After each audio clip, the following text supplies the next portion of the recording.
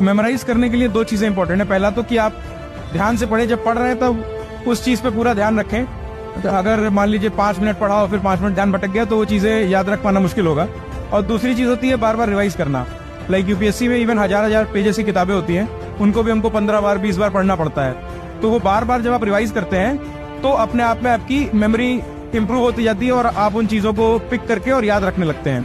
और एक थोड़ा स्ट्रेटजी का भी तरीका होता है कि जैसे आप अपनी बुक मान लीजिए भले वो शुरुआत में 1000 पन्ने की थी, लेकिन धीरे धीरे आप उसको कंप्रेस करते जाएं। किस प्रकार? आपको नई किताब लिखने की जरूरत नहीं है, उसी में पेंसिल से अंडरलाइन करें, फिर अगले रिवीजन में मान लीजिए पेन से गोला बना दिया इंपॉर्टेंट वर्ड्स या फ्रेजेस को, फिर अगले रिवीजन में हाईलाइटर चला दिया।